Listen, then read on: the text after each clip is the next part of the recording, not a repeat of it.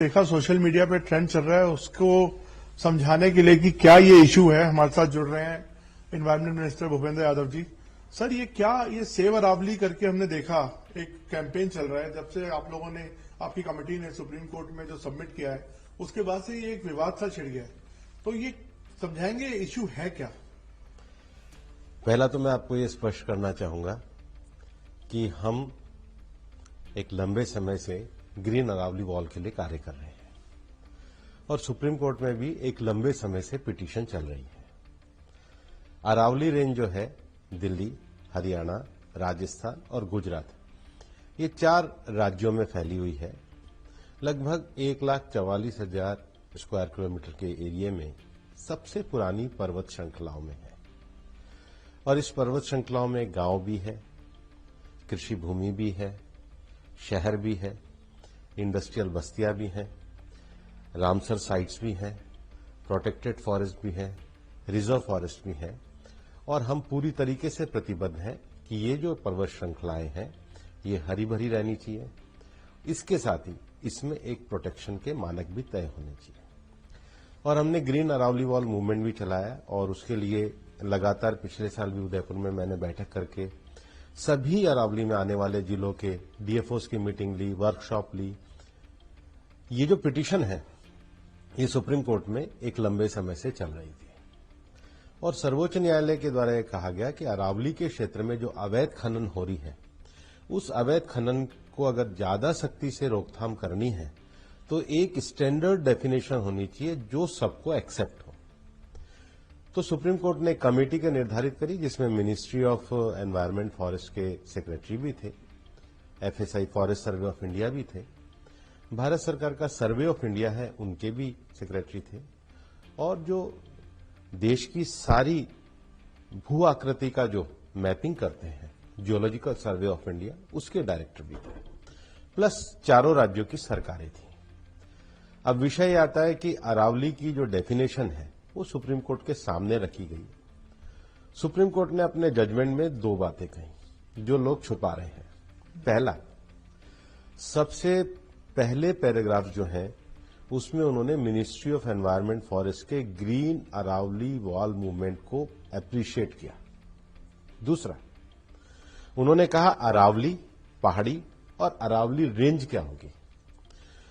तो दुनिया भर में जियोलॉजी की जो वैज्ञानिक जो जियोलॉजी में काम करते हैं, भू विज्ञान, भू सर्वे विज्ञान में काम करते हैं, तो वहां एक स्टैंडर्ड डेफिनेशन रिचर्ड मार्फी की मानी जाती है कि जो 100 मीटर की ऊंची पहाड़ी होती है उसको पर्वत माना जाता है।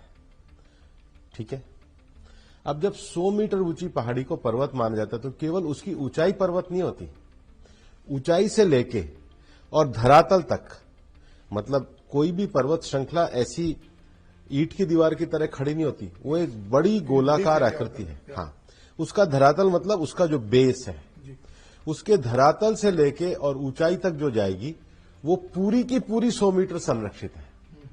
एक जो भ्रम फैला रहे हैं कि केवल ऊंची पहाड़ियों, उसके साथ में पड़ने वाली उसके धरातल में जो छोटी पहाड़ियां जो स्ट्रक्चर है वो सारा संरक्षित है। फिर एक पहाड़ी जो 100 मीटर की है और दूसरी पहाड़ी जो है उसके बीच में जो आधा किलोमीटर का क्षेत्र है, कितना, आधा किलोमीटर, उसमें जमीन है वो भी संरक्षित में आएगा, वो भी अरावली रेंज कहलाएगा। तो फिर भ्रम हुआ कहां पे? अब सुनो ना, तो 90% तो भाग संरक्षित है। दूसरा, अरावली में बहुत बड़ी संख्या में प्रोटेक्टेड फॉरेस्ट है, रिजर्व फॉरेस्ट है, वो भी पूरा इसमें संरक्षित है। फिर जो इको सेंसिटिव जोन है उसका जो 1 किलोमीटर का एरिया है वो भी संरक्षित है। इवन जो ड्राफ्ट इको जोन है उसमें भी सुप्रीम कोर्ट के रेगुलेशन के हिसाब से संरक्षण है।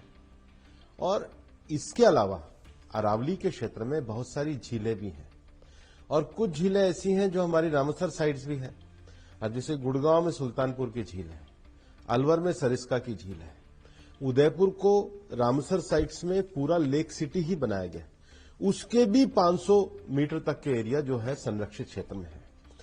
तो इस हिसाब से अरावली में एक एक्टिविटी जो माइनिंग एक्टिविटी भी है वो मैं आपको कह रहा हूं 0.19%, 1% से भी कम एरिया में ही माइनिंग हो पाएगी। और वहां भी माइन को कोई खोला नहीं है, वहां भी कहा गया है कि इसका एक मैनेजमेंट साइंटिफिक प्लान बनाया जाए, और अगर कोई नई स्वीकृति भी आती है तो उस नई स्वीकृति को आईसीएफआरई से पहले अनुमति ली जाए।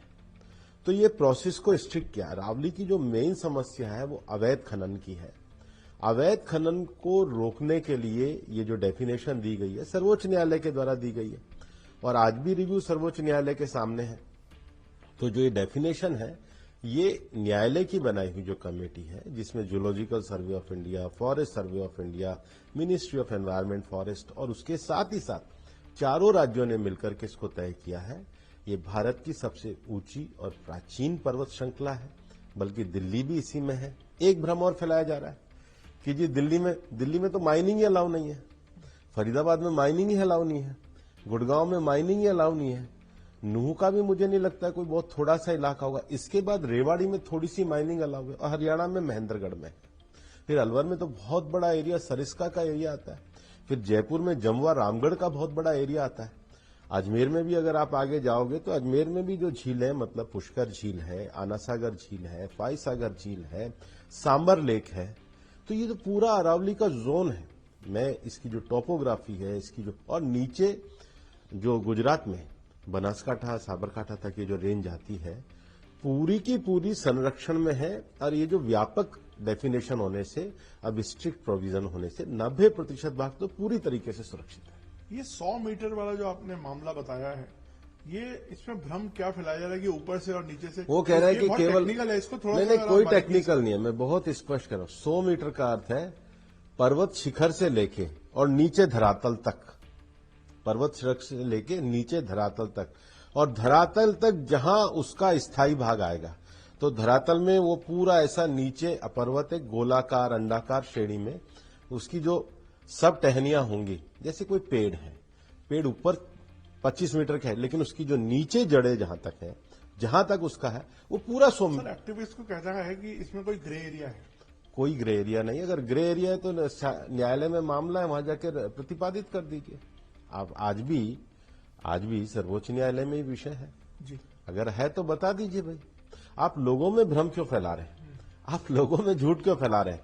और ये तो हुई पर्वत, ये आइडेंटिटी पर्वत एक से और दूसरी श्रृंखला के बीच में दोनों से, उसमें इवन जमीन का भाग 500 मीटर क्षेत्र में आने वाला भूभाग, तो ये पूरा एक संरक्षण के। और फिर अभी तक क्या था, अरावली के क्षेत्र में डेफिनेशन के अभाव में जो खनन स्वीकृति थी उसमें दाएं बाएं होते थे। मैं आपको अभी भी कह रहा हूं 58% भाग जो है वो तो खेती है, फिर हमारे नगर हैं, हमारे ग्राम हैं, हमारी ढाणियां हैं, फिर उसके साथ हमारा प्रोटेक्टेड एरिया, लगभग 20% तो प्रोटेक्टेड एरिया, जिसमें तो आप कर ही नहीं सकते, चाहे वो जमीन हो, छोटी पहाड़ी हो, बड़ी पहाड़ी हो, कर ही नहीं सकते। रामसर साइट्स है। तो ये पूरा प्रोटेक्शन मेजरमेंट जो किया है उसको पूरा एक विशेषज्ञों की समिति के द्वारा। सर आप ये बता रहे हैं, ये गारंटी दे रहे हैं कि कोई भी नई माइनिंग, अब आपकी जो नई डेफिनेशन है उसके बाद नहीं हो सकती नई माइनिंग। सुप्रीम कोर्ट का जो प्लान है साइंटिफिक प्लान, पहले साइंटिफिक प्लान होगा, आईसीएफआरई होगी, उसके बाद सोचा जाएगा। पर मैं बिल्कुल स्पष्ट रूप से बता रहा हूं 0.19% से ज्यादा में हो ही नहीं पाएगी। पर सर स्कोप तो खुल गया ना, लेकिन जैसे पहले जो नई माइनिंग का स्कोप नहीं था, वो प्रोटेक्टेड एरिया ही था सारा। इस पहले चल ही रही है, इसी के आधार पे परमिशन दी जा रही है। ओके, ये इसी के आधार पे परमिशन दी जा रही थी। ये जो आधार है, ये बेस यही, ये 2006 से, पर वहां क्या था, एनोमली थी। हर राज्य में अलग अलग एनोमली थी और इलीगल माइनिंग थी। रेस्ट्रिक्टेड और प्रोहिबिटेड एरिया का डेफिनेशन क्लियर होने से आप स्ट्रिक्ट मेजरमेंट कर सकते हैं, आप स्ट्रिक्ट कंप्लायंस कर सकते हैं। भूपेंद्र जी, एक और इश्यू है अफॉरेस्टेशन जो हो रही है। वो कह रहे हैं, जो एक्टिविस्ट हैं या जो जानकार हैं, उनका कहना है कि अफॉरेस्टेशन इसका कोई एक इलाज नहीं है, क्योंकि जो उसकी जो अपनी ओरिजिनलिटी है उसका अल्टरनेटिव नहीं हो सकती। अल्टरनेटिव हो ही नहीं सकता, इसलिए अरावली के संरक्षण की आवश्यकता है। अरावली में सबसे प्राचीन जो भूगर्भीय उसकी जो इकाइयां हैं है, लेकिन इसके एक स्वरूप को बनाए रखने के लिए उसका एक प्रोटेक्शन वॉल ग्रीन फॉल है। केवल चारों तरफ पेड़ लगा देना, जो प्रकृति होती है ये इकोलॉजी होती है।